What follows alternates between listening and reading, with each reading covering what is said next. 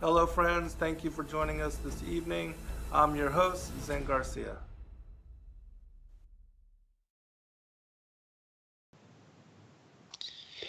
For thus saith the Lord God, when I shall make thee a desolate city, like the cities that are not inhabited, when I shall bring up the deep upon thee, and great waters shall cover thee, when I shall bring thee down with them that descend into the pit, with the people of old time, and shall set thee in the low parts of the earth, in places desolate of old, with them that go down to the pit, that thou be not inhabited, and I shall set glory in the land of the living.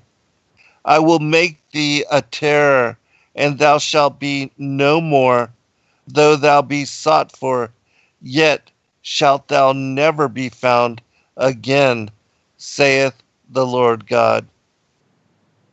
Welcome, friends. I'm your host, Zen Garcia.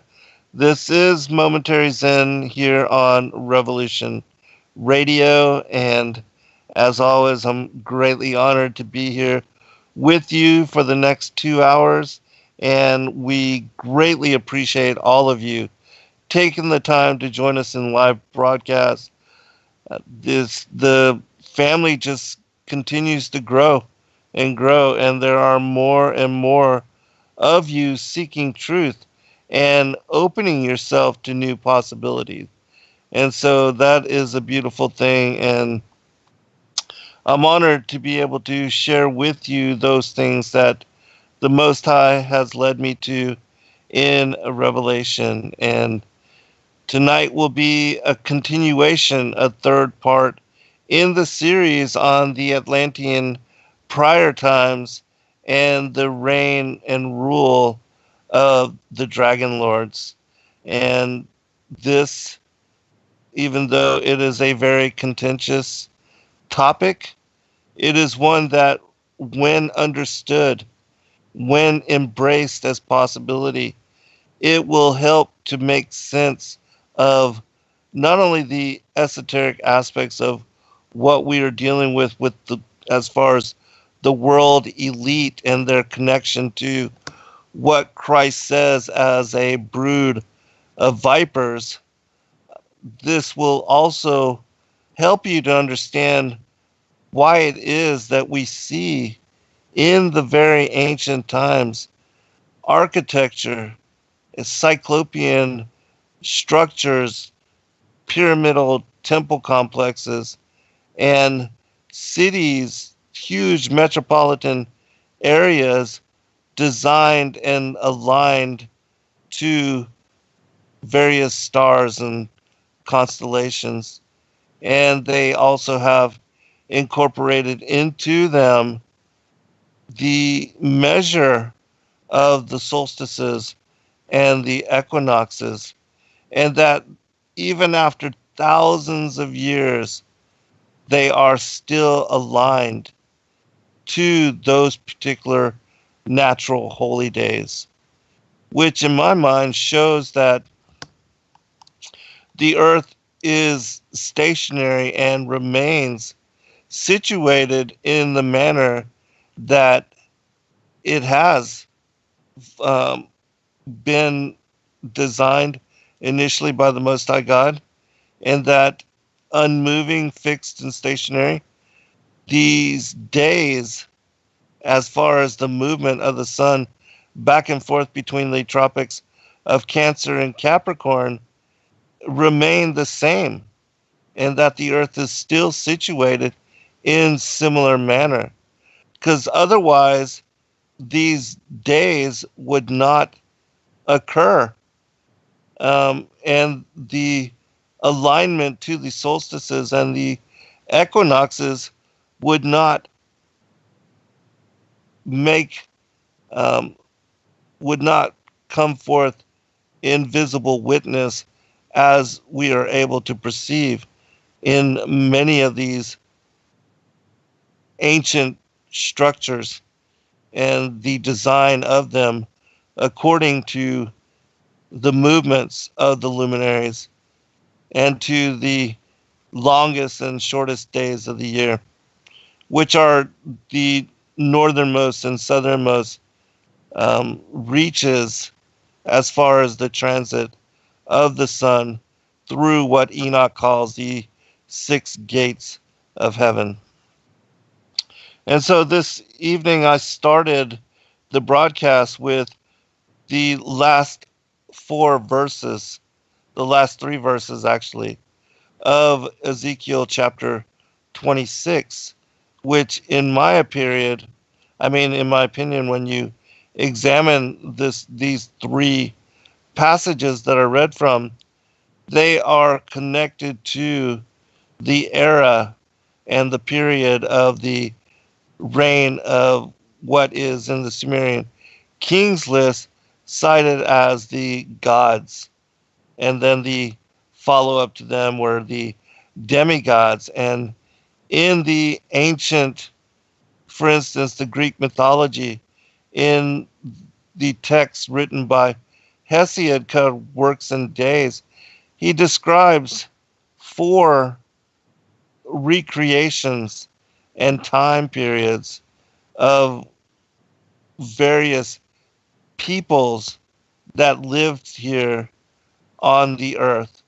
He called the Golden Age the time when the gods themselves ruled and walked here upon the earth. And then the demigods, the hybrid children, those born of the Nephilim, came about, and they also had very long reign and rule. And then we had the Bronze Age, which is said to have been ended by the flood of Deucalion, which in the Greek, Deucalion is none other than Noah.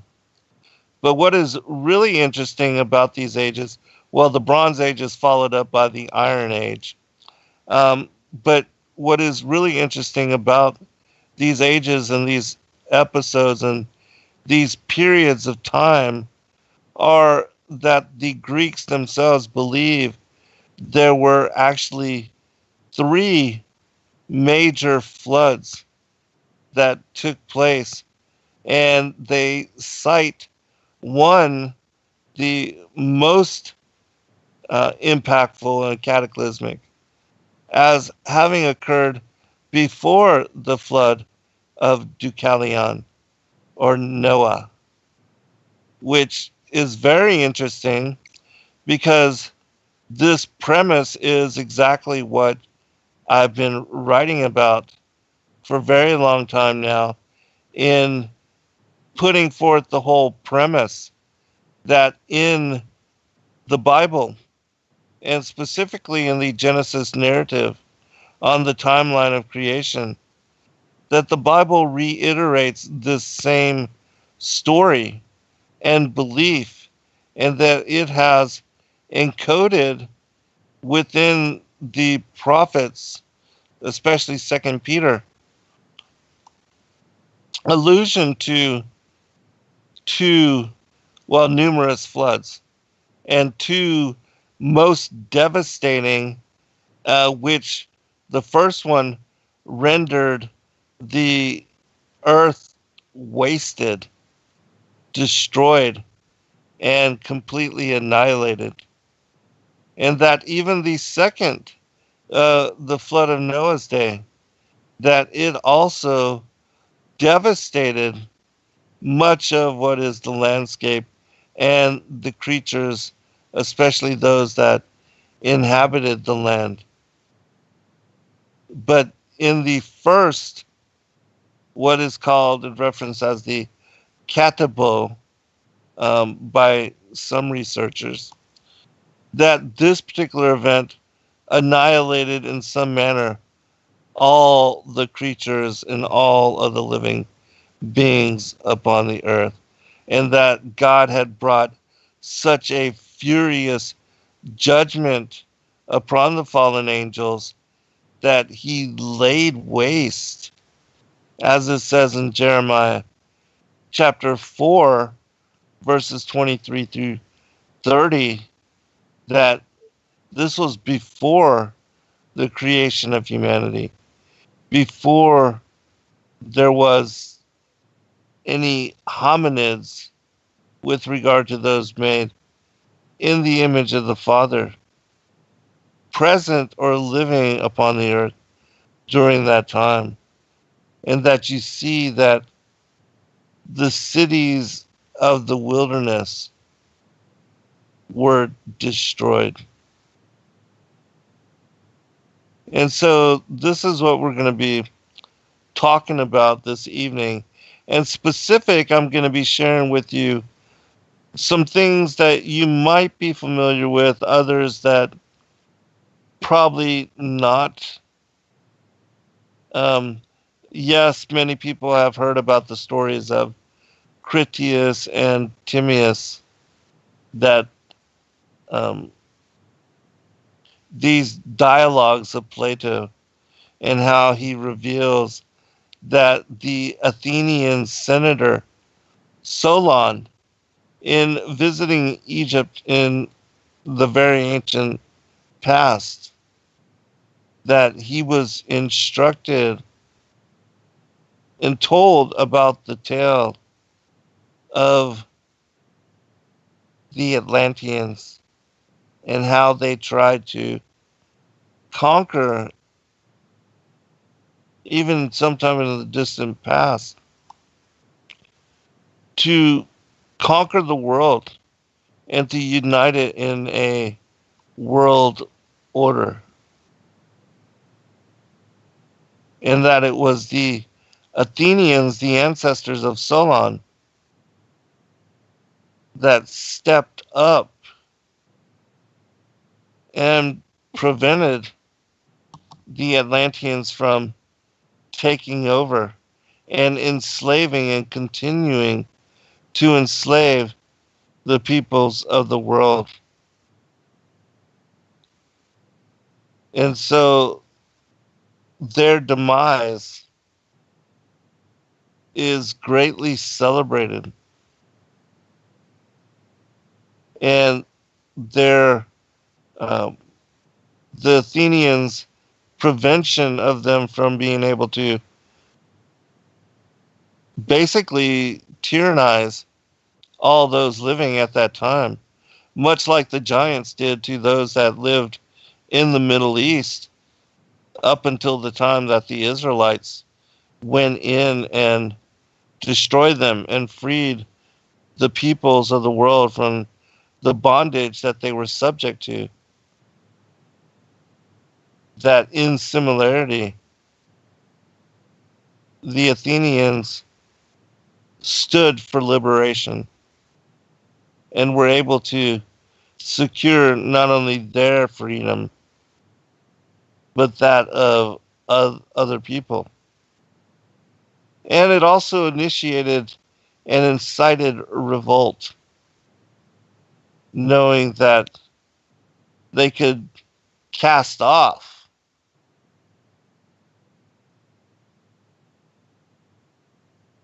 this kind of treatment. The people revolted in uprising and were able to free themselves. But the other great and most impactful aspect of the demise of the Atlanteans and their culture and their civilization was the judgment that the Most High God himself brought upon them as a people for the things that they were involving themselves with. And this specifically is the black magic ritual, their sinister involvement with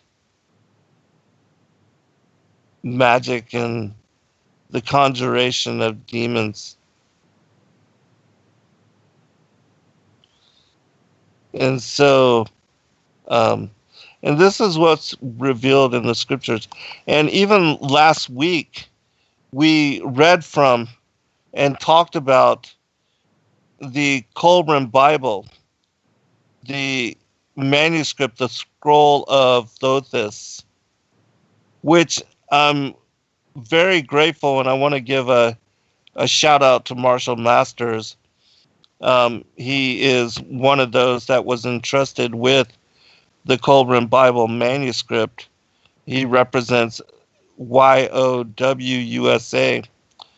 Um, and they released the text in 2006. But I just want to thank him for allowing me to quote from and to include in this next publication the entirety of that text, again, as it applies to the prior times and to the Atlantean people and the legacy, the story of just the antediluvian age, and the importance of understanding it in the manner that not only is confirmed by the Colburn text, but also the other manuscripts which we'll go into and read from tonight. And then tomorrow night on Truth Frequency Radio, I will be sharing the testimony of Kreta Mutwa, who is a Sangoma, a Sanusi from South Africa. He was a medicine man that has been incorporated into the ancient knowledge and entrusted with the traditions of his people.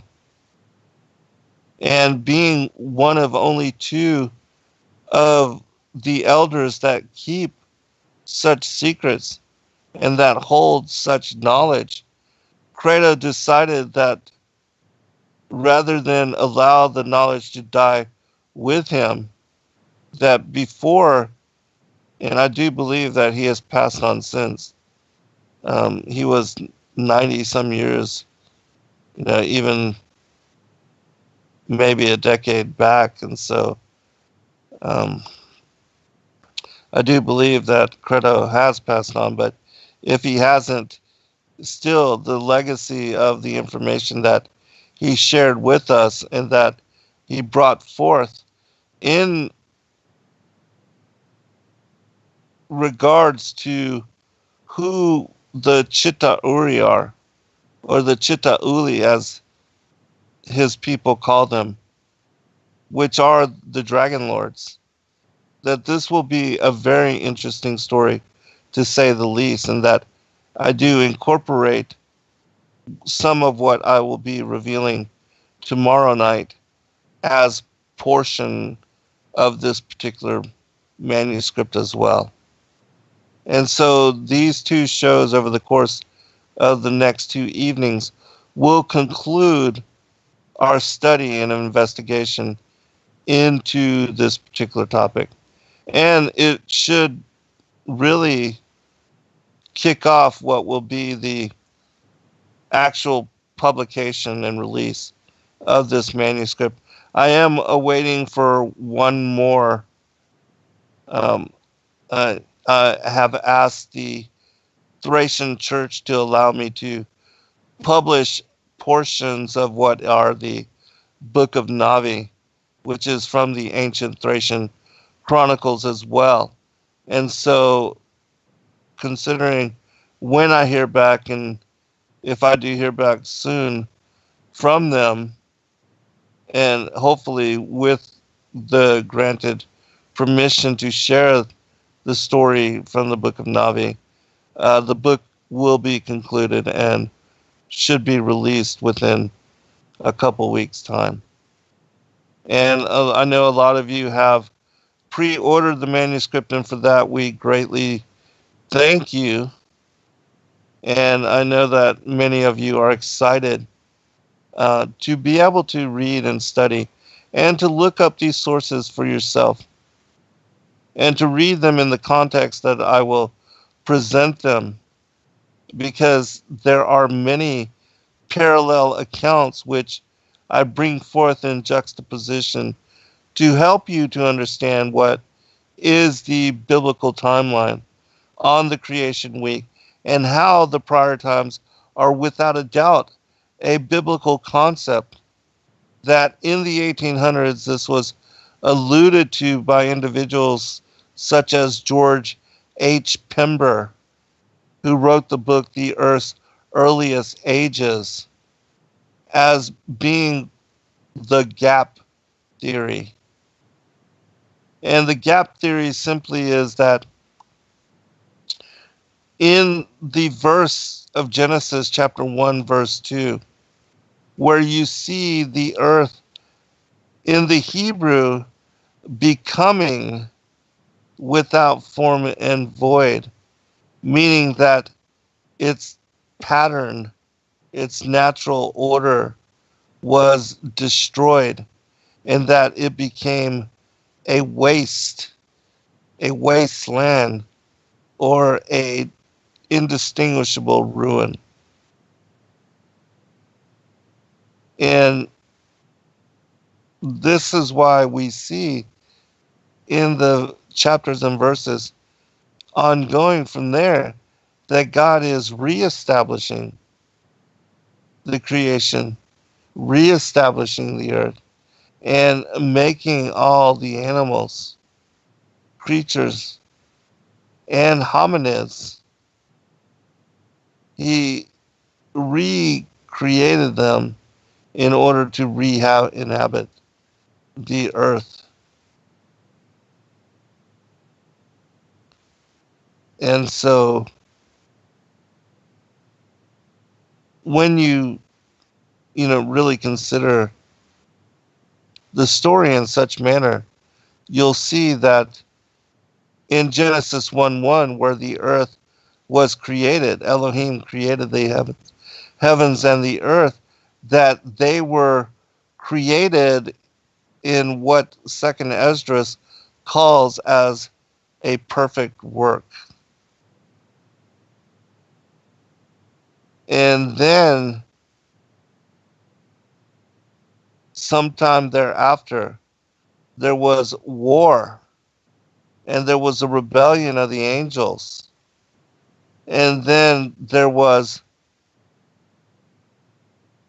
the Logos, the Word of the Most High, along with the other elect angels that joined him in quelling this insurgency.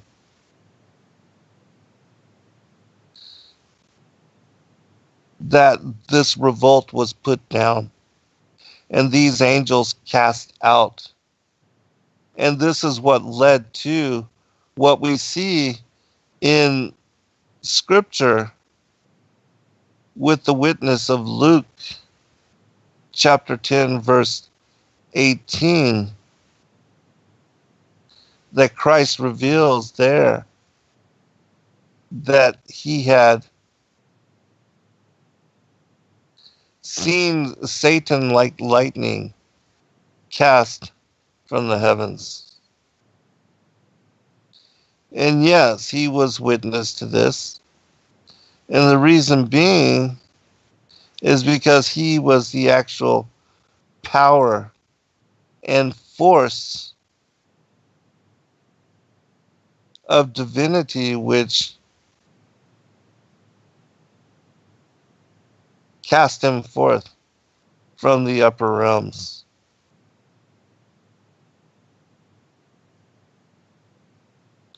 And so, this is a great deal of the early chapters are established in such manner.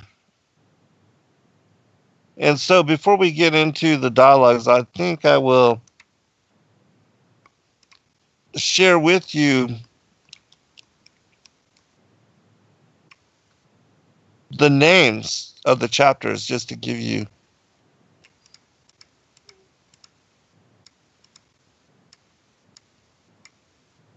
a better idea.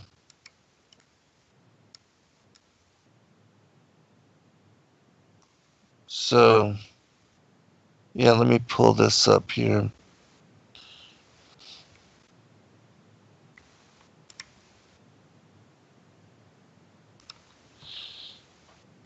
And this will also give you an idea of the outline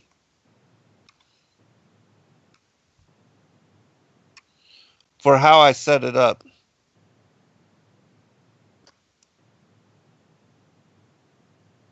Because I wanted to kind of guide you in the story and to bring you from the beginning to what is kind of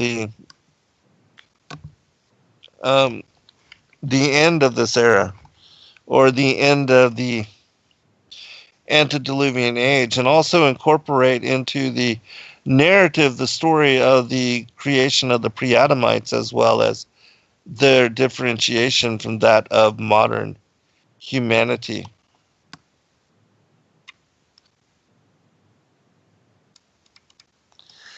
And so in chapter 1, we have thy creation was a perfect work. In chapter 2, and the primeval earth was waste and ruin. In chapter 3, the angelic rebellion and the war in heaven. Chapter 4, to be like Adam of light. In chapter 5, till iniquity was found in thee.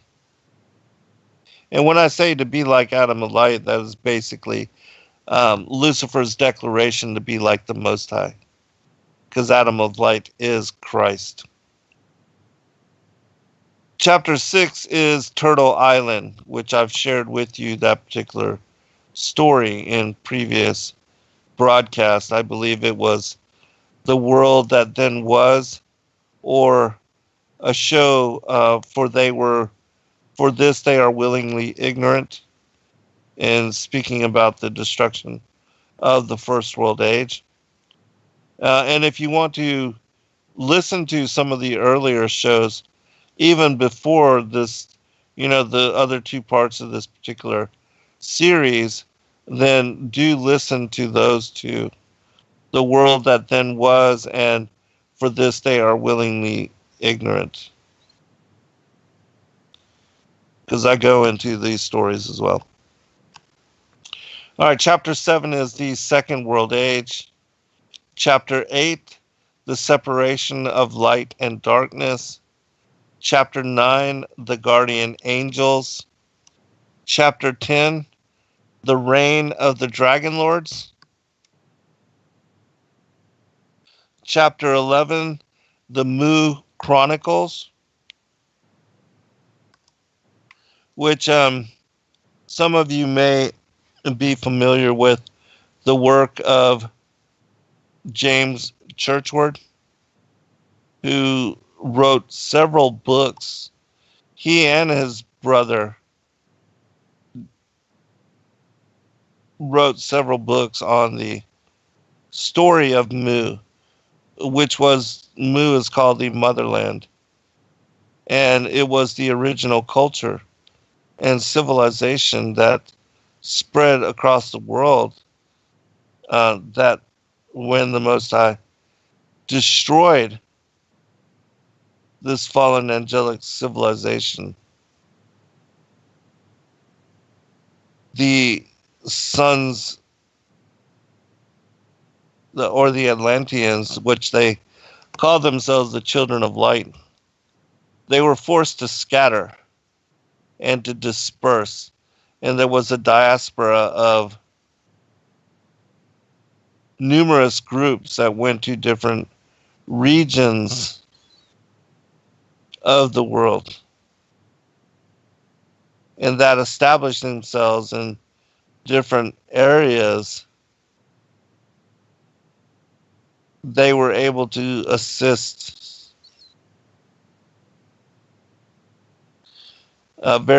various people groups to very quickly elevate their cultures and civilizations. And so the chapter 12 is the dialogues of Plato, which we will be covering somewhat this evening.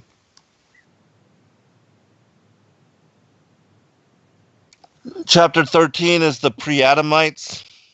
Chapter 14 is the flying fiery serpents. Chapter 15, the dragon lords.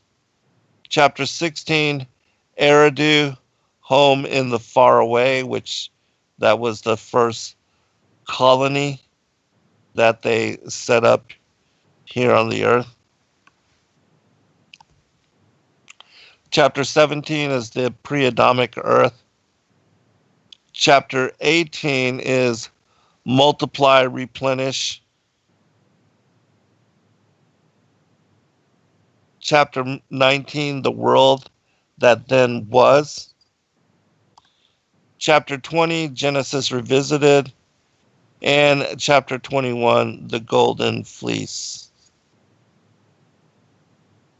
And as I stated in previous show, this is 400 and I believe it's like 447 pages. Oh, I did add more, so I'm right at the cutoff line. I can't add any more material. You can only bind like 450 pages, I believe, in a singular book, and so I'm really forced to abandon this project. I can't add any more information. And I may even have to, remove a little bit in order to get it all to fit in, but hopefully not.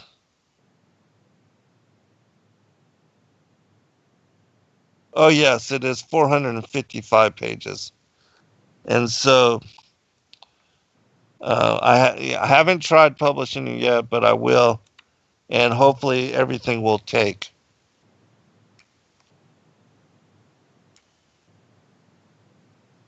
All right.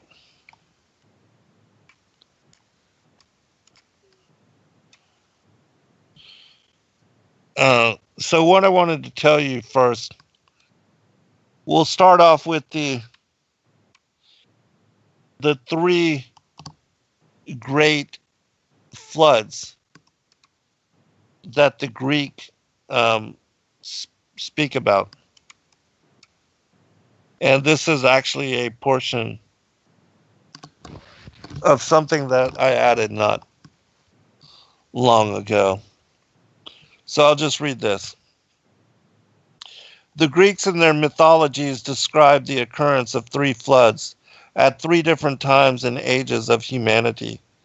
The flood of Ogyges, the flood of Deucalion, and the flood of Dardanus.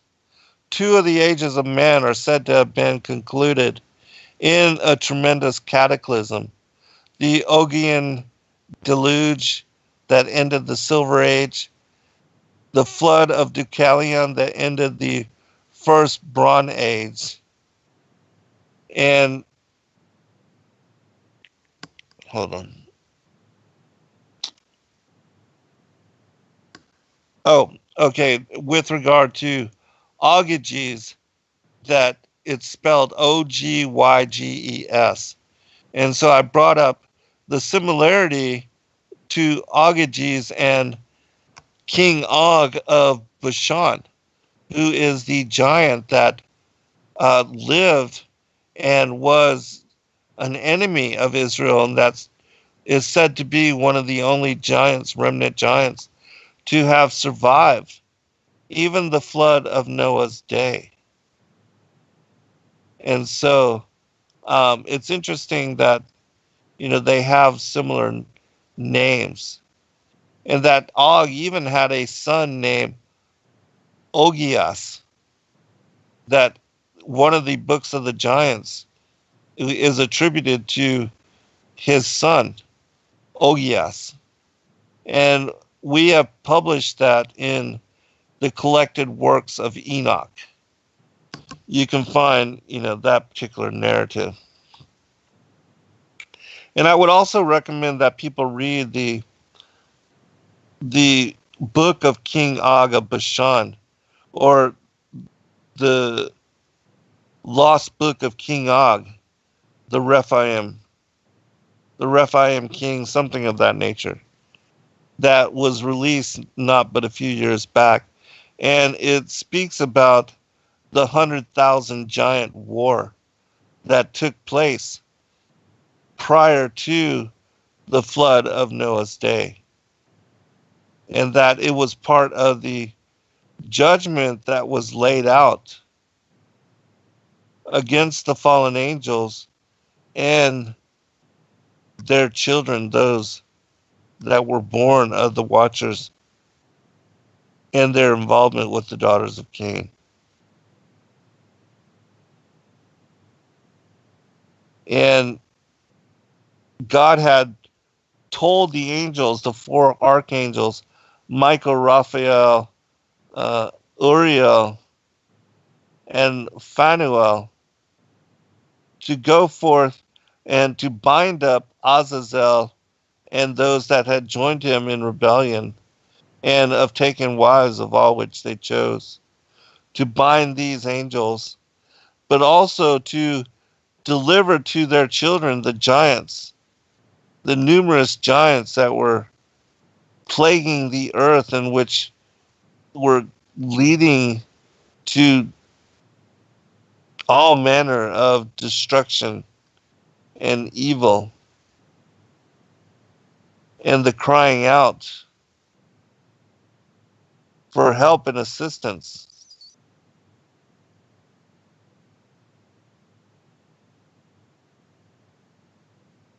That they were given swords to go up and to fight one another. And so, in the story of the 100,000 giant war, which unfortunately the shows that Gary Wayne and I did on these particular topics, which had hundreds of thousands of views on them, they were deleted by YouTube. And I keep meaning to upload them to a different channel. I'll just have to try to remember to do that, because many of you are asking for me to make them available, and they are, without a doubt, fascinating shows. And Gary and I did read actually from this particular manuscript and shared commentary as we went through. And so it was a fascinating study, to say the least. But anyways, there were two factions, and I'll just give you an idea of the story of what is revealed in this manuscript. There were two factions, one led by Og and his son Augeas, and another, they were at war with what was said to be another Nephilim giant called Nimrod. And it's not the Nimrod that was born of the children of Cush, that received the garments of power from, and that was part of the line of Ham, which was the serpent seed post-flood. It's not this Nimrod. This particular Nimrod, which Nimrod also means simply, it's a title, it means rebel. And so both Gary and I speculated that the Nimrod that is spoken about in this manuscript is a giant which had once been a rebel against God, but in this case, he and his group, they were in covenant and assisting humanity, that they had sided with the children of Israel, and they were actually working with and protecting them and living amongst the Israelites at that time. And so it brought them into conflict with Og and what were they, also Nimrod and his people, according to the story, took on circumcision as a reflection of their dedication to the covenant with these humans, and in belief of a different God other than Baal, which is, Baal is who Og and his people worshipped. And what had also occurred that led to great conflict amongst the two factions of these giants. And there's incredible account of, different individuals and the different giants that were part of this story and their powers that they possess and the magic that they were able to conjure, and that they all had given themselves specifically to the study of some elementary aspect of Baal worship. There was Baal of the moon, Baal of the earth, Baal of the sun, Baal of the moon, Baal of the water. Um, and so each one of them, depending on the elemental magic that they were involved in, they were able to bring up and allow themselves to be possessed by devils and demons, as well as, some of them had the uh, power of invisibility. I mean, just really, really incredible tale. It reads like Lord of the Rings. Um, and some of these giants rode very ancient, what seems to be dinosaur like companions, and that some of them even had the ability of flight, and that they would soar through the air and attack from above. And so, the account of this war between these 100,000 giants is really incredible. So I do recommend people check it out again. So let me continue with the, as far as the story of the floods, because that's what I want to bring up when we come back from break. And so, as I said, Noah is this individual called Deucalion in the Greek mythology. And so you have the destruction or in the cataclysm of a flood ending the Silver Age.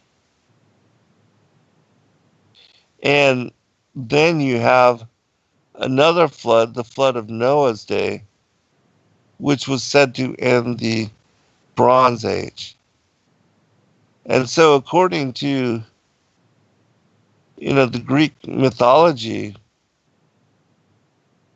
they do, like I am setting forth in premise within this bullet, they also support that there was a previous flood and destruction of what is the first world age.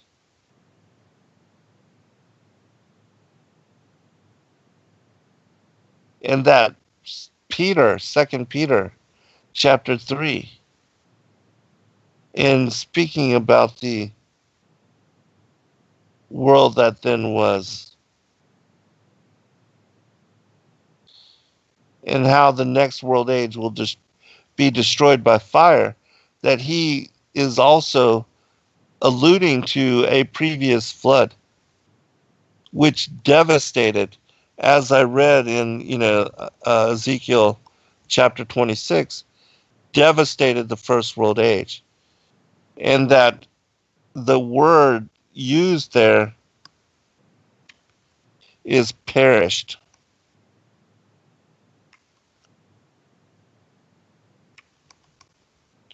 I'm going to pull it up again.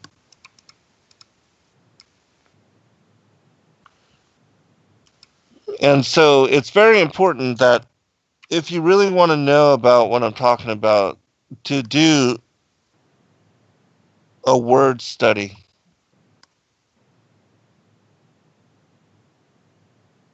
on 2 Peter.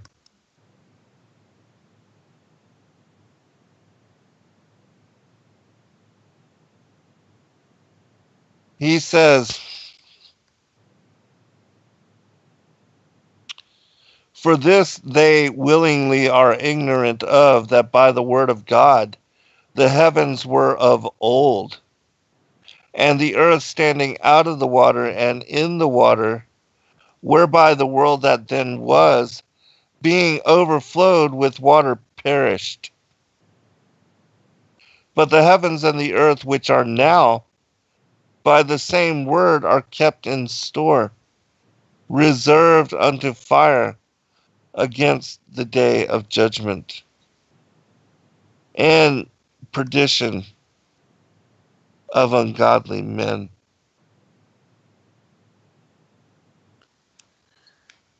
And so, if you read the rest of that particular chapter, Peter goes into great detail on how this world age will be destroyed by fire, which is exactly what will occur right before the second advent of Christ. That the wrath of God being poured out on the wicked and those not written into the books of life, that the judgment against them,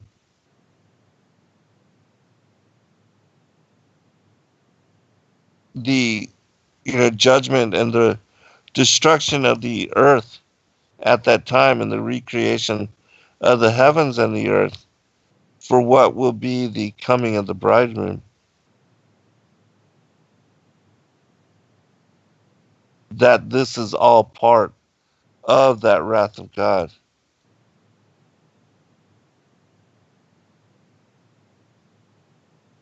being numbered against the wicked. And so I think I can share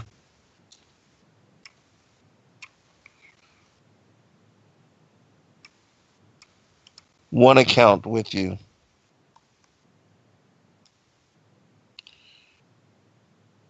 This is from the book of the law, the Plato's law book, the third book. And it's a dialogue between an Athenian and an individual named Clinias. And this is what they talk about. The Athenian: "Do you consider that there is any truth in the ancient tales?" Clinias: "What tales?" Athenian: "That the world of men has often been destroyed by floods, plagues, and many other things, in such a way that only a small portion of the human race has survived." Clinias: "Everyone would regard such accounts as perfectly credible." The Athenian: "Come now, let us picture to ourselves one of the many catastrophes, namely, that which occurred once upon a time through the deluge." Clinias: "And what are we to imagine about it?" The Athenian: "That the men who then escaped destruction must have been mostly herdsmen of the hills, scanty embers of the human race preserved somewhere on the mountain tops." Clinias: "Evidently." Athenian: "Moreover, men of this kind most necessarily have been unskilled in the arts, generally and especially in such contrivances as men use against one another in cities for purposes of greed and rivalry, and all the other villainies which they devise one against another." Clinias: "It is certainly probable." The Athenian: "Shall we assume that the cities situated in the plains and near the sea were totally destroyed at the time?" Clinias: "Let us assume it." The Athenian: "And shall we say that all implements were lost, and that everything in the way of important arts or inventions that they may have had, whether concerned with politics or other sciences, perished at that time. For supposing that things had remained all that time ordered, just as they are now, how, my good sir, could anything new have ever been invented? Clinias, do you mean that these things were unknown to the men of those days for thousands upon thousands of years, and that 1 or 2 thousand years ago some of them were revealed to Daedalus, some to Orpheus, some to Palamedes, musical arts to Marsyas and Olympus, lyric to Amphion, and in short, a vast number of others to other persons, all dating, so to say, from yesterday or the day before. The Athenian, are you aware, Clinias, that you have left out your friend, who was literally a man of yesterday? Clinias, is it Epimenides that you mean? Athenian, yes, I mean him, for he far outstripped everybody you had, my friend, by that invention of his of which he was the actual producer, as you Cretans say, although Hesiod had divined it and spoken of it long before. Clinias, we do say so. The Athenian, shall we then state that at the time when the destruction took place, human affairs were in this position? There was fearful and widespread desolation over a vast tract of land. Most of the animals were destroyed, and the few herds of oxen and flocks of goats that happened to survive afforded at the first but scanty sustenance. All right, we're going to stop there. That is the first portion of the law book that I wanted to share. When we return, we'll open up with the second portion, and then we'll go into some of the other dialogues by Plato that give more detail on the Atlantean archipelago empire, which it was said to be 10 islands of interlocking concentric rings and harbors that were situated so that they could accommodate massive numbers of boats and trade.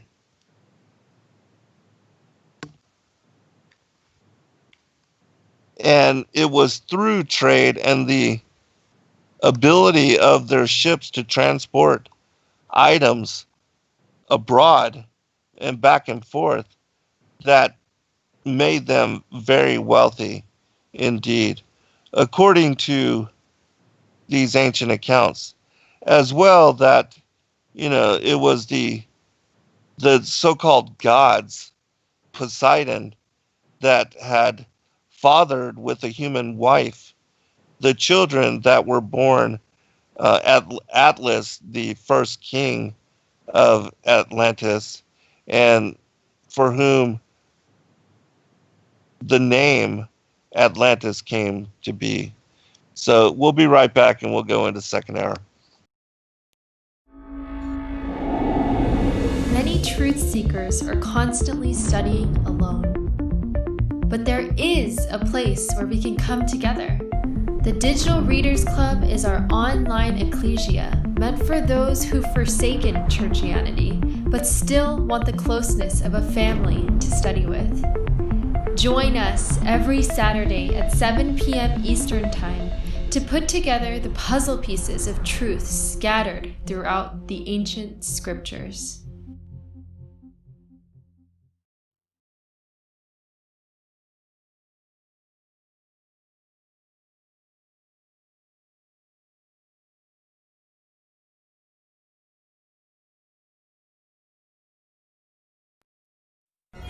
Everyday questions arise.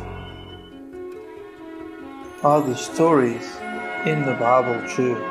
What if I told you that there are hundreds of confirming witnesses, which give intricate detail to the stories in the Bible? Have you ever found yourself deep in the rabbit hole with questions that no one seemed to have the answers to? Join us every other Friday at 9 p.m. Eastern Time for our Ask Me Anything series with author and researcher Zen Garcia, as he sheds light on the mysteries which have us all searching together.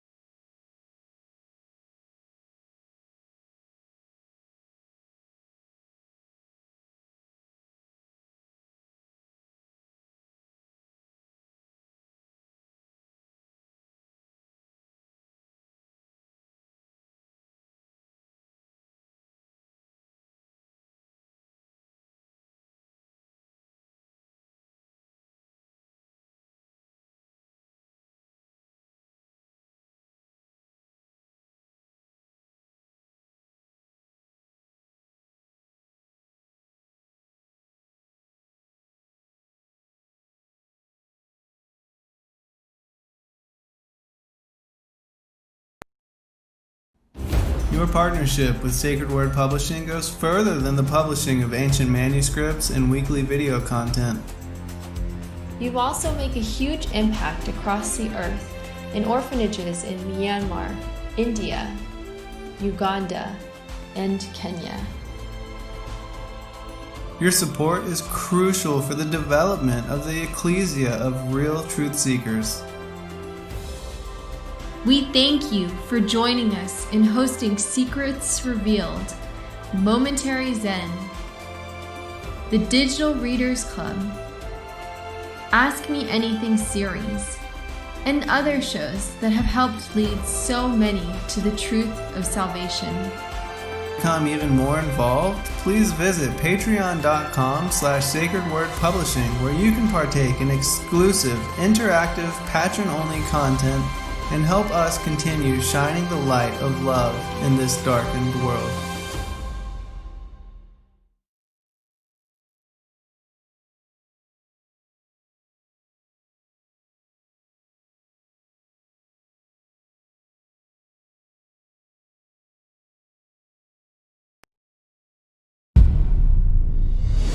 Sacred Word Revealed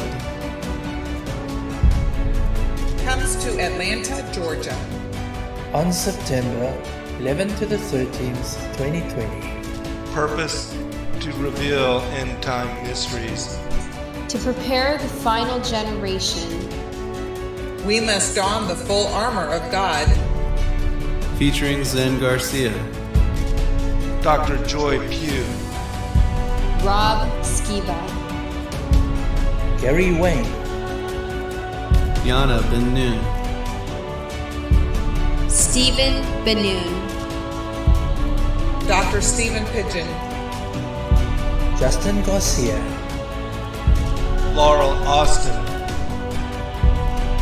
Nathan Reynolds. Buy your tickets now at sacredwordrevealed.com.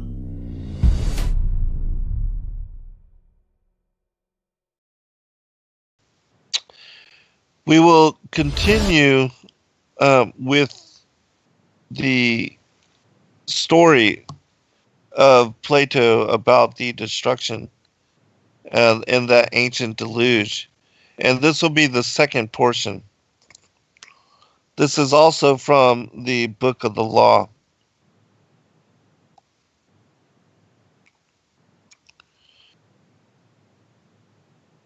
All right.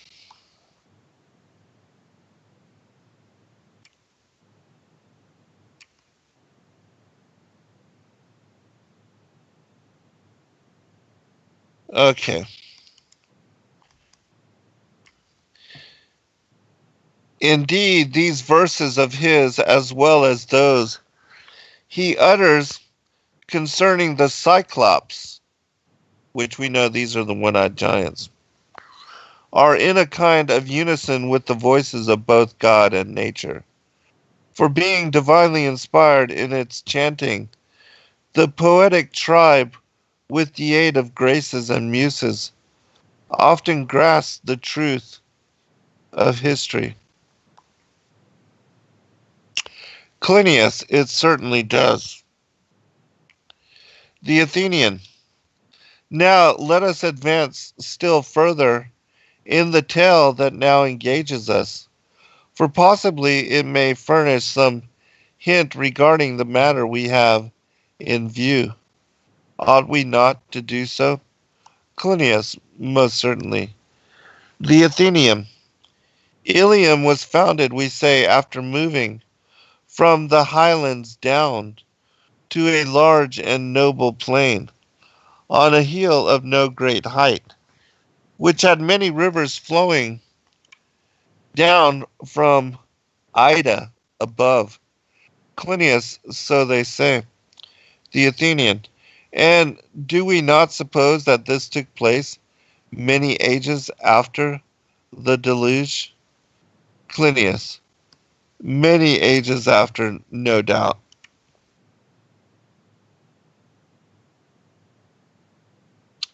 The Athenian. At any rate, they seem to have been strangely forgetful of the catastrophe now mentioned, since they placed their city as described under a number of rivers descending from the mount, and relied for their safety upon hillocks of no great height. Clinias. So it is evident that they were removed by quite a long interval from that particular calamity. The Athenian. By this time, too, as mankind multiplied, many other cities have been founded. Athenian.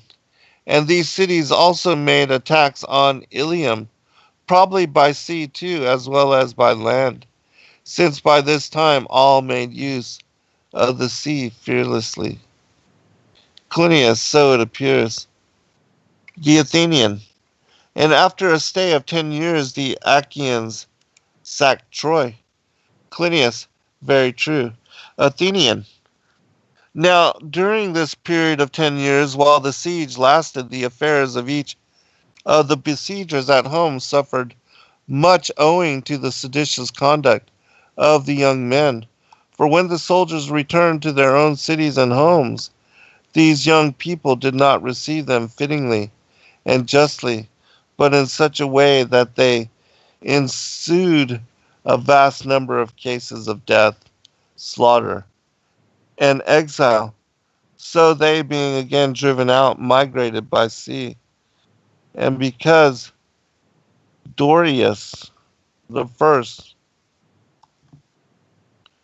was the man who then banded together the exiles, they received a new name of Dorians instead of the Achaeans.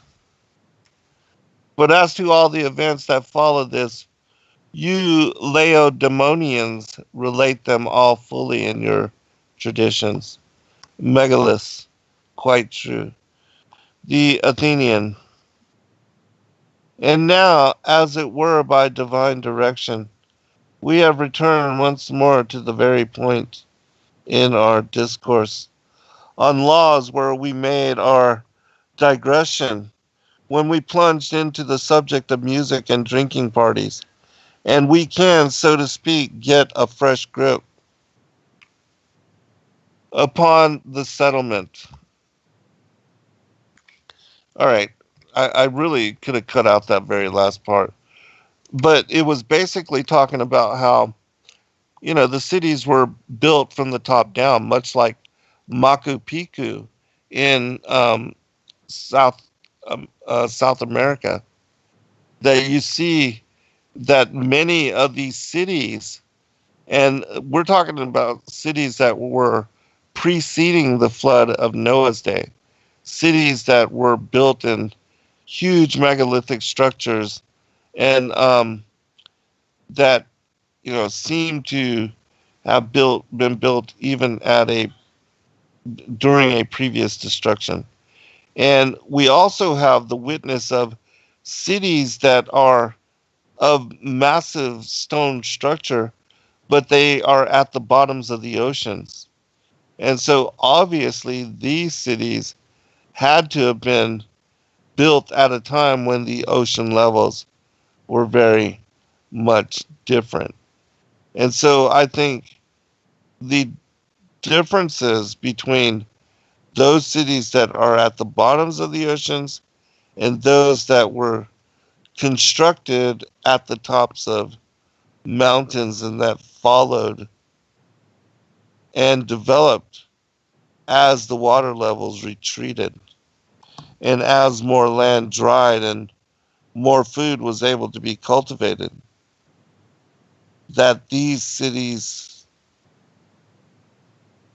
were able to sustain larger and larger populations as the water levels retreated.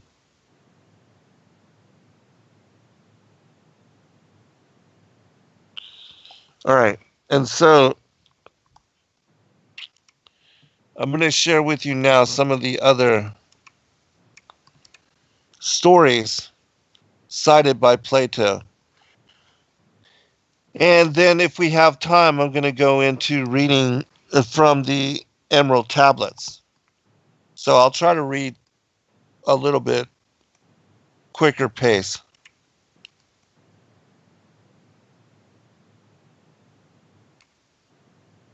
Okay.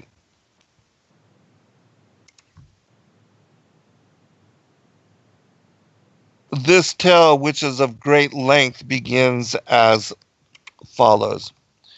I have before remarked in speaking of the allotments of the gods that they distributed the whole earth into portions differing in extent, and made themselves temples and sacrifices.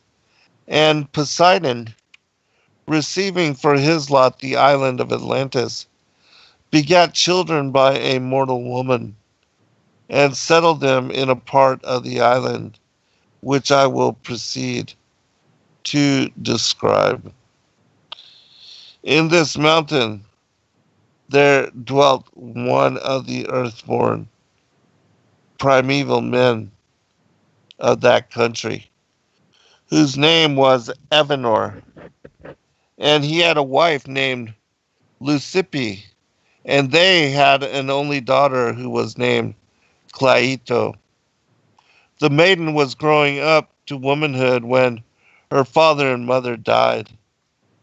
Poseidon fell in love with her and had intercourse with her, and breaking the ground enclosed the hill in which she dwelt all round, making alternate zones of sea and land, larger and smaller, encircling one another. There were 2 of land and 3 of water, which he turned as with a lathe out of the center of the island, equidistant every way, so that no man could get to the island, for ships and voyages were not yet heard of. He himself, as he was a god, found no difficulty in making special arrangements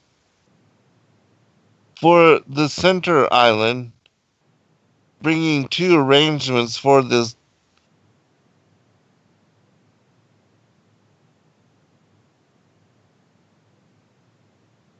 Sorry, I lost my place. Bringing 2 arrangements for the center island, and bringing 2 streams of water under the earth, which he caused to ascend as springs, one of warm water and the other of cold, and making every variety of food to spring up abundantly in the earth. He also begat and brought up 5 pairs of male children, dividing the island of Atlantis into 10 portions.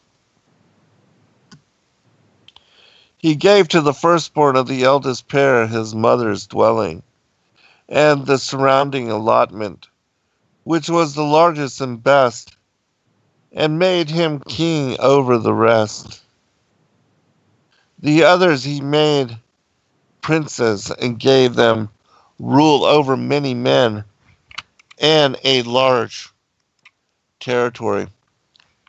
And he named them all. The eldest, who was king, the name he named Atlas, and from him the whole island and the ocean received the name of Atlantic.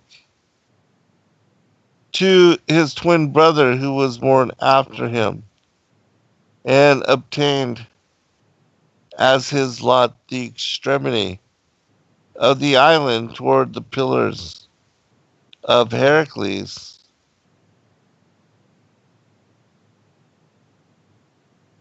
as far as the country which is still called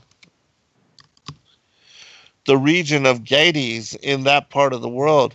He gave the name which in the Hellenic language is Eumelus, in the language of the country which is named after him, Gadirius. Of the second pair of twins he called one Amphiris, and the other Evamon. To the third pair of twins he gave the name Menasius, and the elder, and Autoctian to the one who followed him. Of the fourth pair of twins he called the elder Elasippus, and the younger Mestor. And of the fifth pair he gave to the elder the name of Azaius,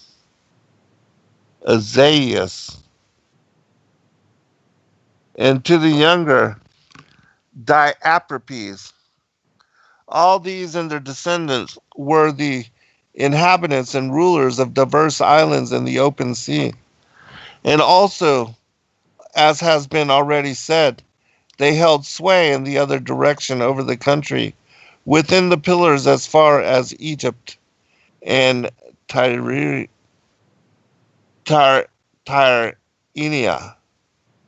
which is Italy.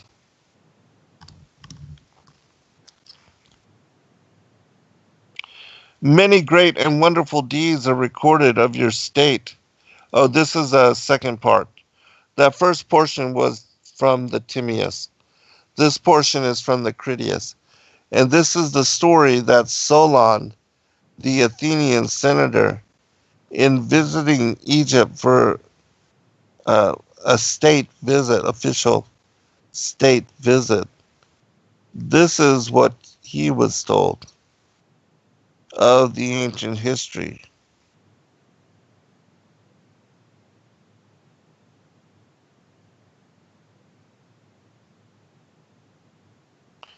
Many great and wonderful deeds are recorded of your state in our histories, but one of them exceeds all the rest in greatness and valor.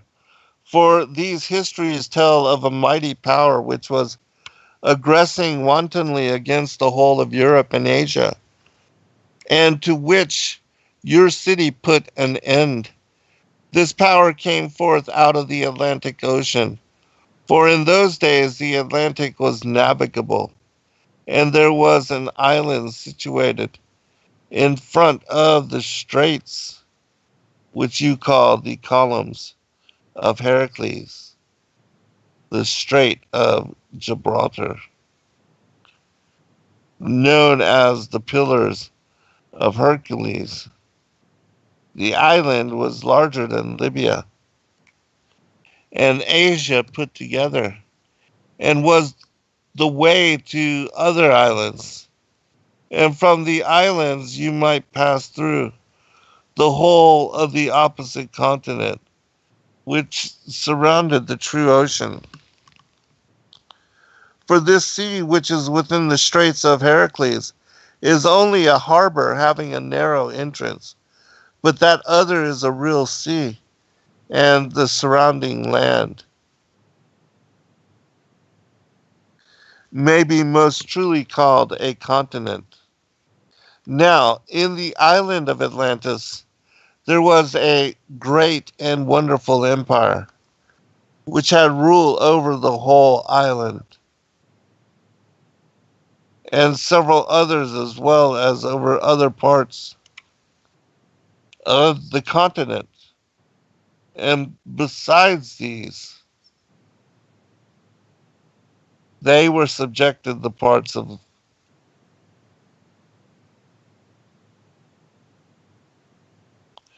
Libya within the column of Heracles, as far as Egypt, and of Europe, as far as Tyrrhenia, which again is Italy.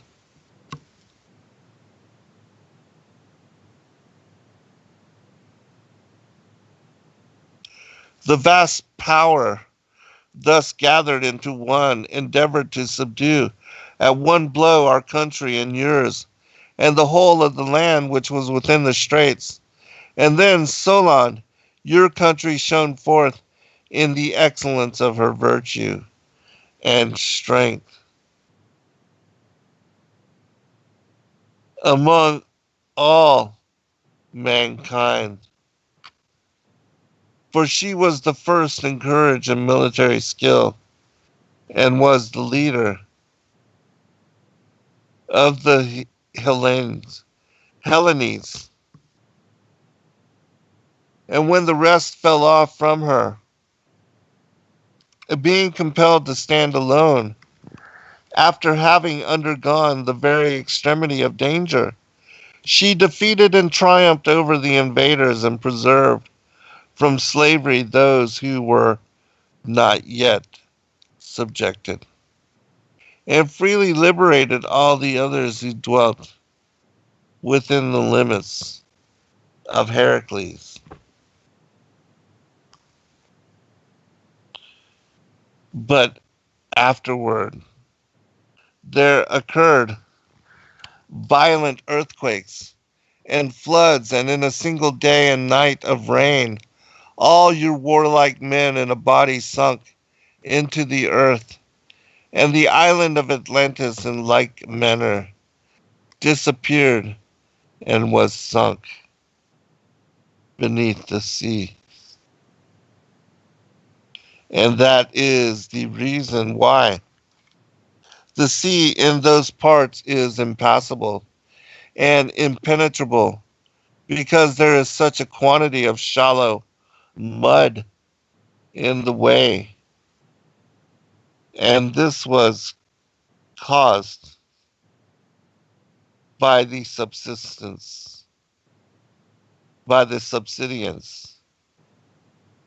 of the island. And that is in portion from the Book of Critias, which is another one of Plato's dialogues. So we have plenty of time to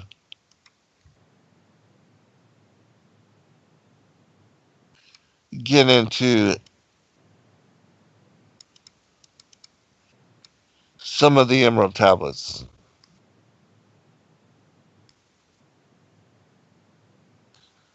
But I have to locate them first. So give me just a second to search here. Oh, also I will check the chat room, and if you have questions, I try to normally check after the break, but I have forgotten to do so. But if you have a question, put it there now, and in just a couple minutes I'll check it.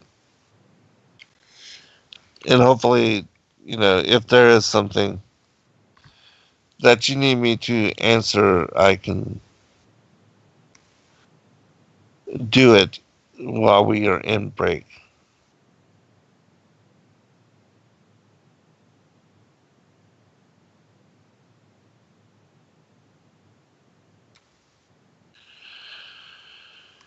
Okay, I just need to search for this portion of the text.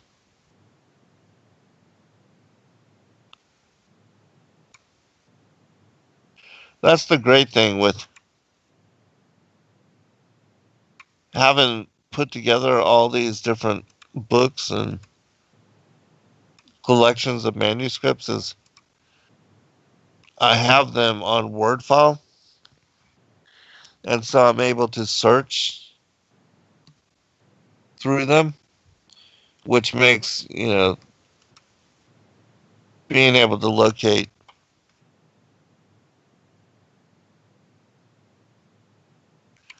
a particular passage or a particular study uh, that much quicker.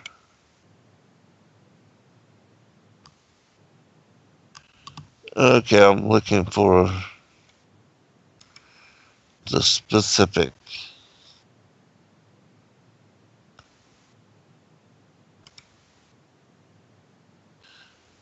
That was what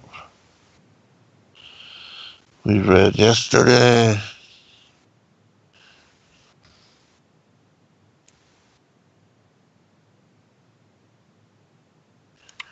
I believe I actually read this part.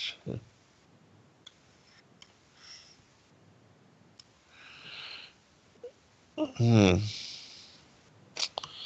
Can't remember if we read this or not. Well, I believe that I've already read the first tablet, and so I don't want to repeat that. So what I'm going to do is I'm going to go to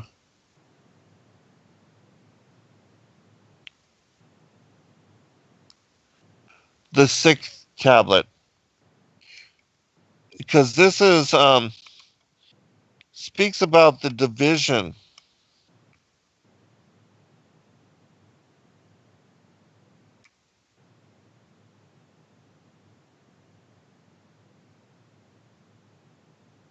of the sons of light and the sons of darkness, and how the secret societies came about, how the division of what was the brotherhood of darkness and the brotherhood of light, where we have um,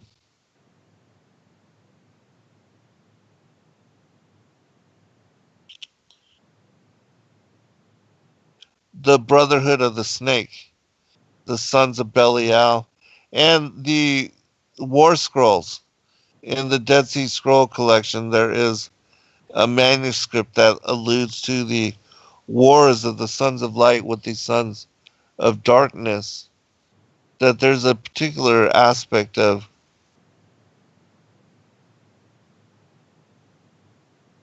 the sixth tablet of the Emerald Tablets of Thoth, that particular collection. It goes into this story. And because I know I haven't shared this with you, I think this would be the perfect thing to end our study.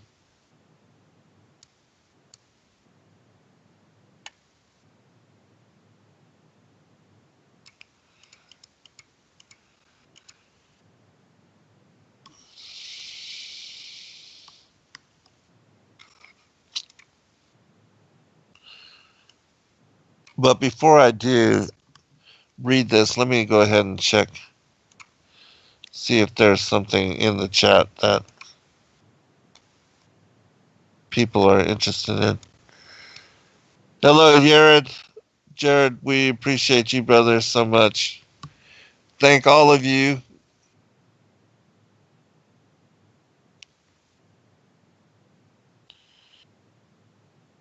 Um,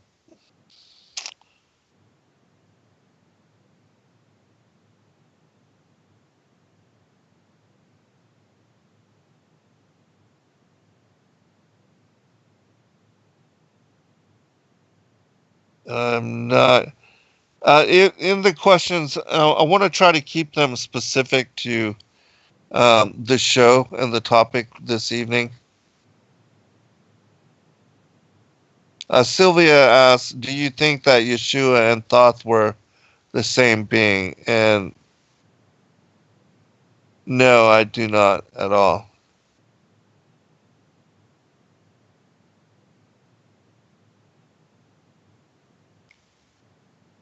And the reason being is because, again, this particular individual Thoth, if you look that he had the head of a ibis, I believe, and the body of a man, in similarity to other Egyptian gods that were also hybrid deities that had, in some form, the bodies of men and the heads of animals, or vice versa.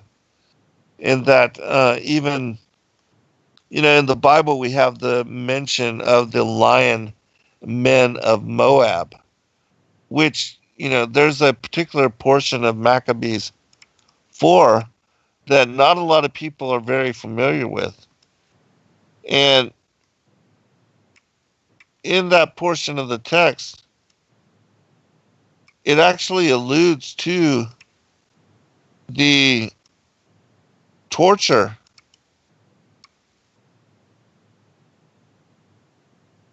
that was conducted by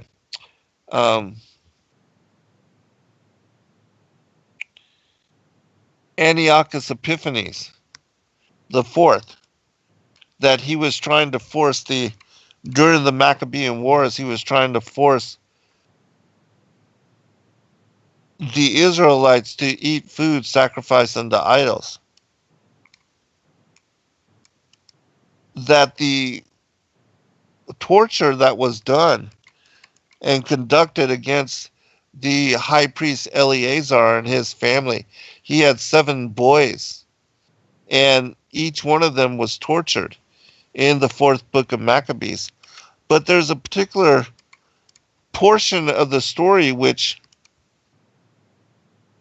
few are familiar with, that if you read very closely, you'll see that it is the lion men of Moab which were working for, and that were not only the bodyguards but also the torturers of the Greek king Antiochus.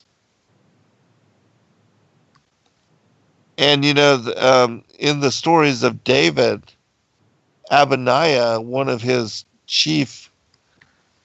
the chief of his hosts, had hunted down and killed some of these lion men of Moab. And so, this is, again, is a portion of the story which most people are not familiar with, but I do have that in this particular text. So I'm going to see if I can find it and share with you that account. And then you can go and read for yourself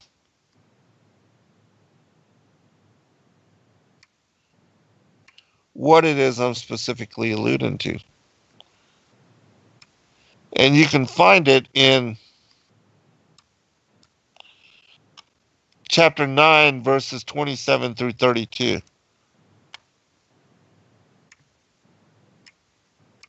And I'll read it, because I've said this before. And for those that don't know what I'm talking about with regard to Benaniah, the son of Jehoiada, the son of a valiant man of Kabzeel, who had done many acts, he slew 2 lion-like men of Moab. He went down also and slew a lion in the midst of a pit in the time of snow. That's Samuel chapter 23, verse 20. This is repeated in 1 Chronicles, where it says, Benaiah, the son of Jehoiada, the son of a valiant man of Kabzeel, who had done many acts He slew 2 lion men of Moab. Also he went down and slew a lion in a pit on a snowy day. 1 Chronicles chapter 11, verse 22. But the passage that I'm specifically alluding to, that most people that have not read the Apocrypha, which again, the Apocrypha is a portion of the original 80-book King James Version of the Bible, that there were 13 books which were excluded from the original Bible, and that is the 13 books of the Apocrypha, together with the Shepherd of Hermas. And so in the 4th book of Maccabees, it says this: before torturing him, they inquired if he were willing to eat, and they heard this noble decision. These leopard-like beasts tore out his sinews with the iron hands, flayed all his flesh up to his chin, and tore away his scalp. But he steadfastly endured this agony, and said, "How sweet is any kind of death for the religion of our fathers." To the tyrant he said, "Do you not think, you most savage tyrant, that you are being tortured more than I, as you see the arrogant design of your tyranny being defeated by our endurance for the sake of religion? I lighten my pain by the joys that come from virtue, but you suffer torture by the threats that come from impiety. You will not escape, most abominable tyrant, the judgments of the divine wrath." And so, again, that's an allusion to the lion men of Moab that not very few people have acknowledged or come to realization on. And I think that it's because, most people don't read the Apocrypha, for one. And then the other thing is, when they do read it, they may not read it close enough to where they catch it and pick up on things like this. All right.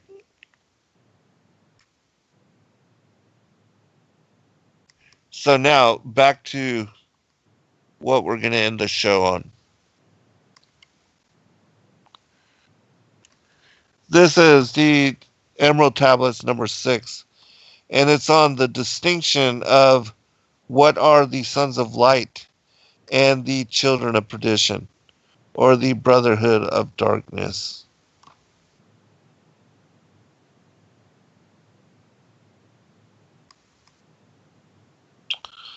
It says, long ages ago,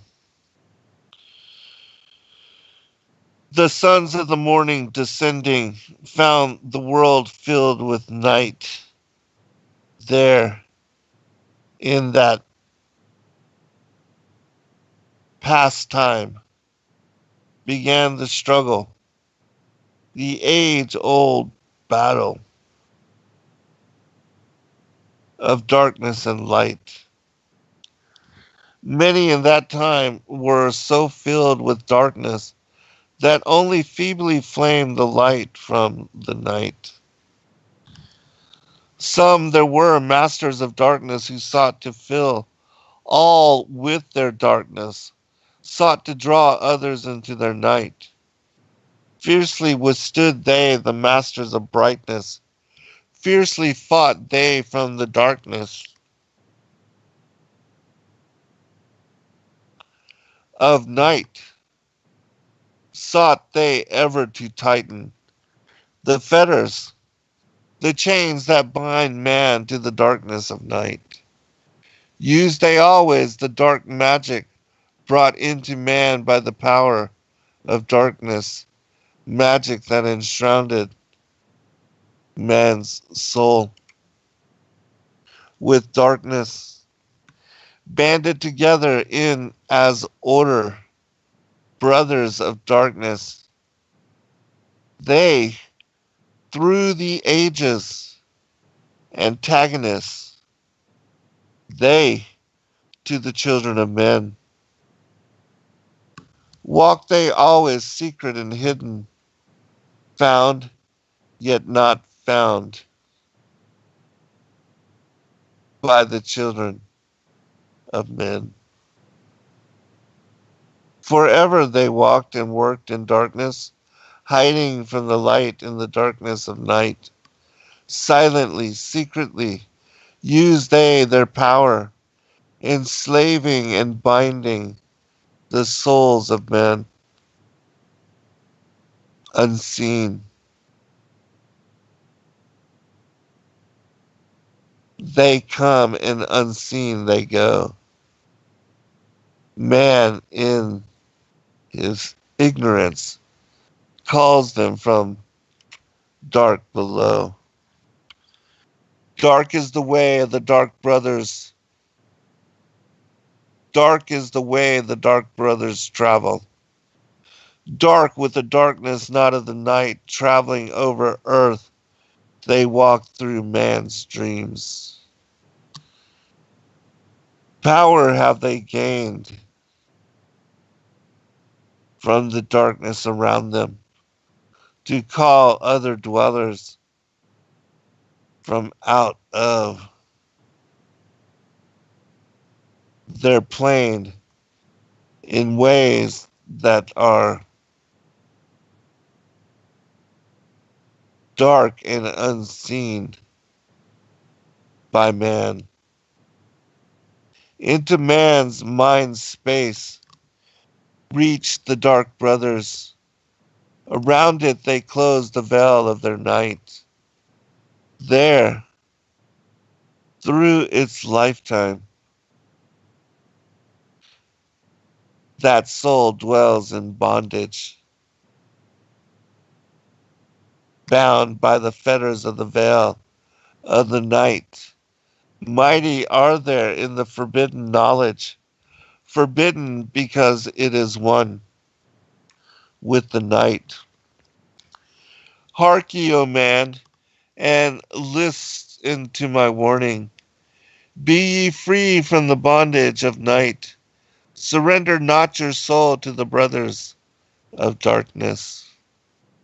Keep thy face ever turned towards the light.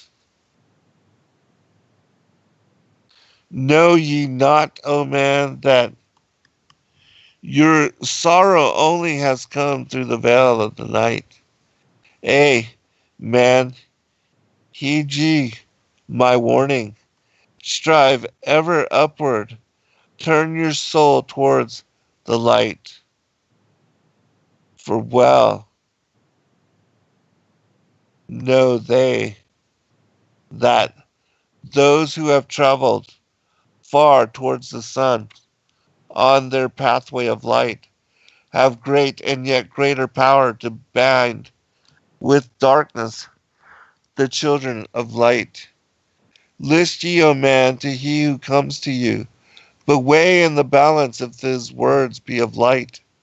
For many there are who walk in dark brightness, and yet are not the children of light. Easy it is to follow their pathways, easy to follow the path that they lead. But yes,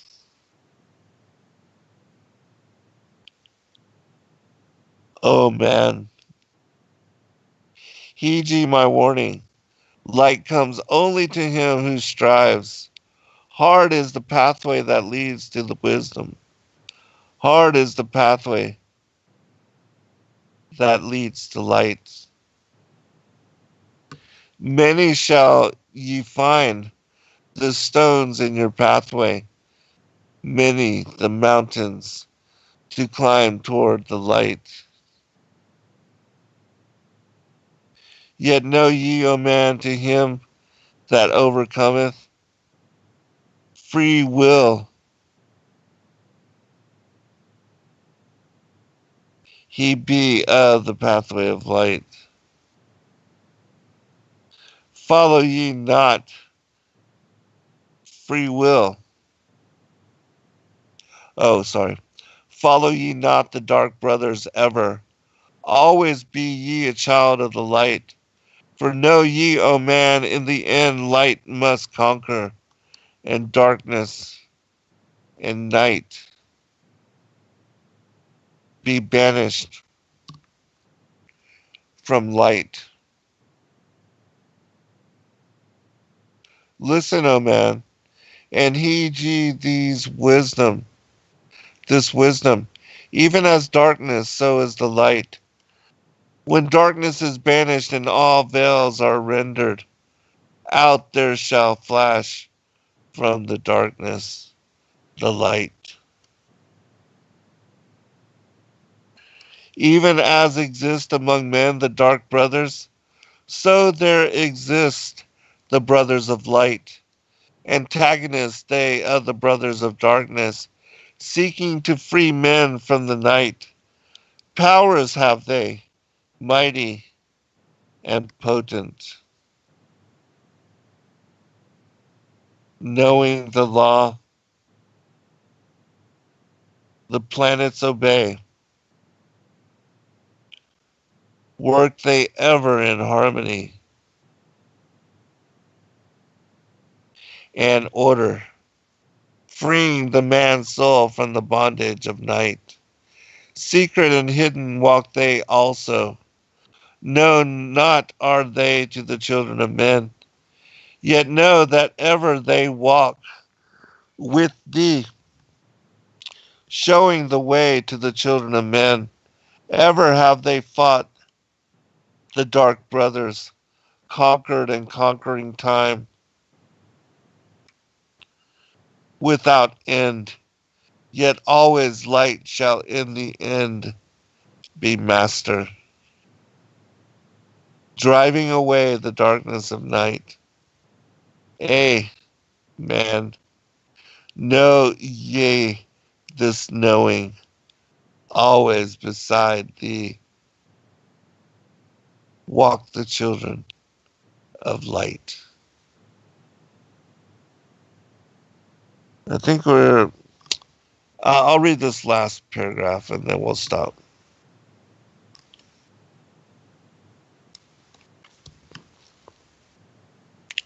Masters they of the sun power, even unseen, yet the guardians of men.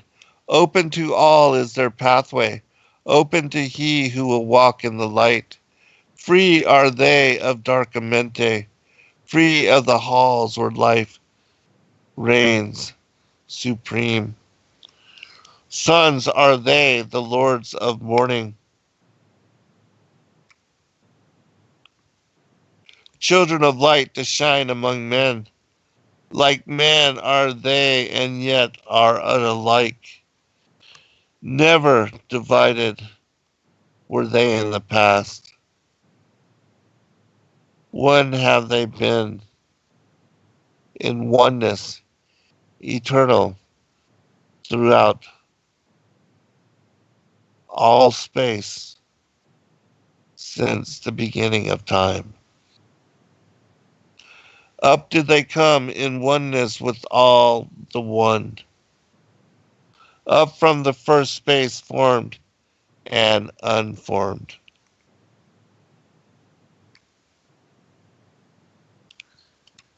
All right, that's tablet 6.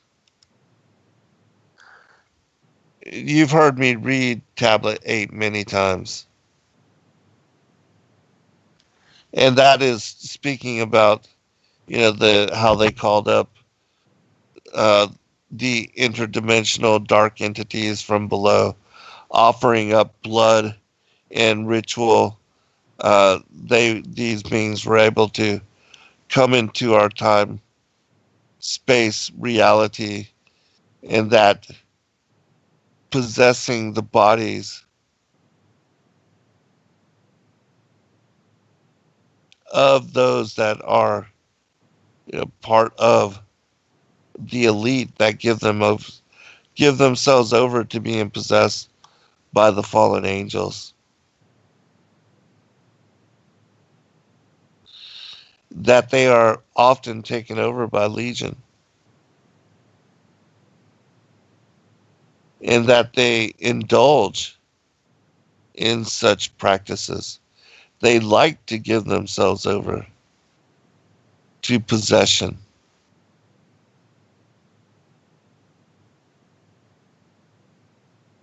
And that's also, in my opinion, how they achieve longevity and are able to maintain their wealth, power, control, their riches.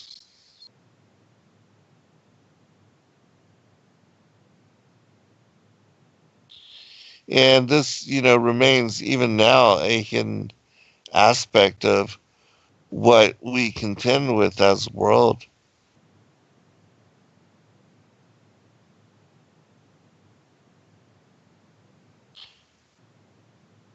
The the whole thing of the blood ritual and the black magic and the conjuring of devils and demons and the strategic marriage where they are trying to keep up in their blood to concentrate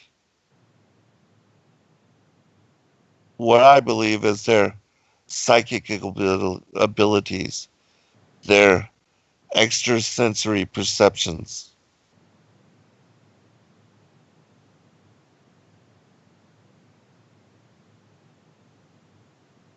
And that one of the things that they regard highest within their bloodlines is their capacity to perform magic. And the elites, we know that they are generational magicians, enchanters,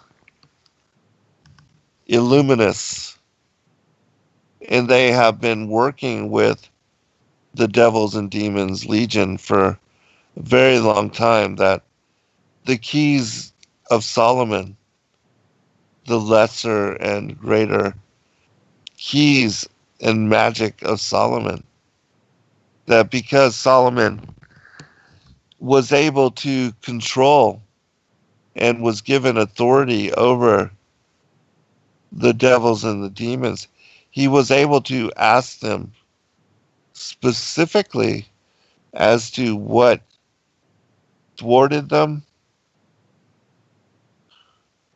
and even what enabled them.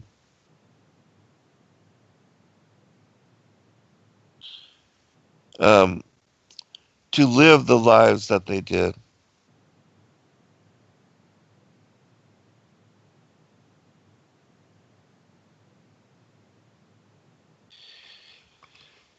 And so I'll just read this one portion.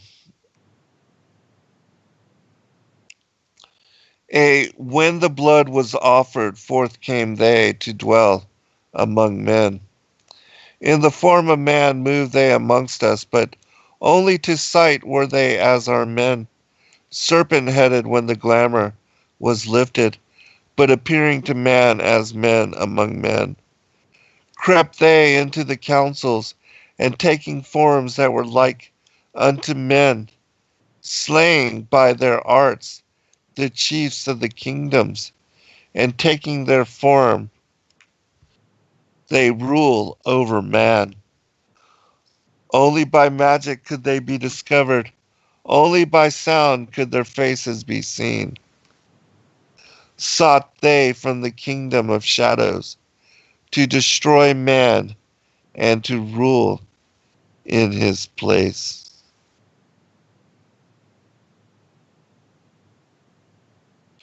And I mean, those words are so loaded with meaning.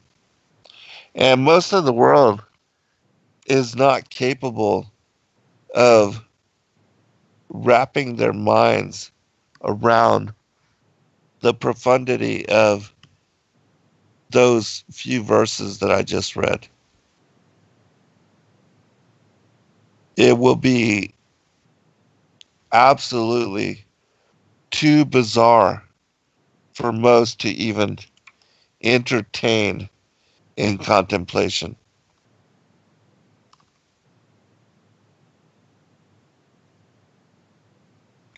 Oh, I want to also remind everybody that I will be on with Rob Skiba tonight. And so go make your coffee now. You've got 2 hours, or go take a nap and then come back and join us. It's going to be a great show. We've only got a few more episodes of the Book of Enoch. We're on chapter 103 now. And I think there's like 115, 118, something of that nature. And so, like Christ imploring the apostles in the Garden of Gethsemane,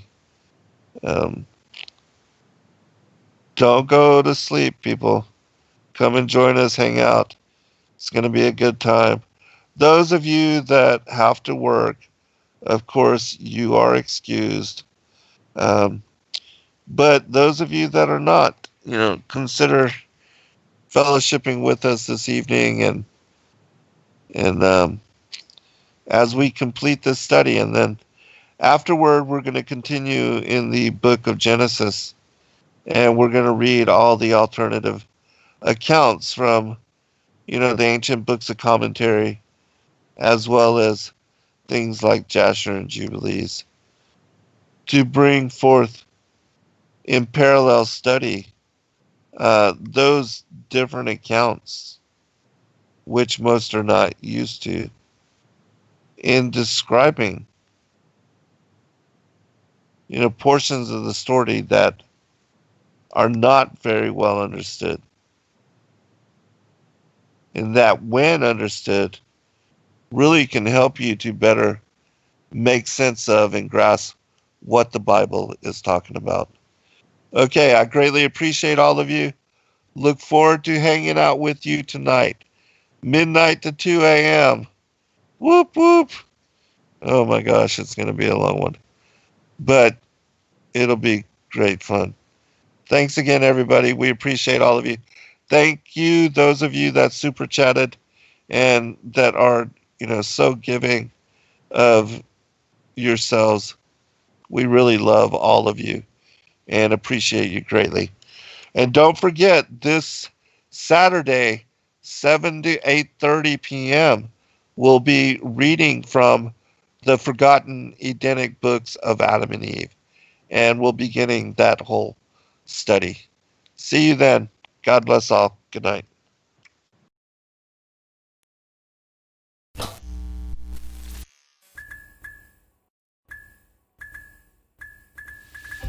Thank you, everybody, for joining us for this video and this broadcast. We appreciate all of you, and thank you for your patronage.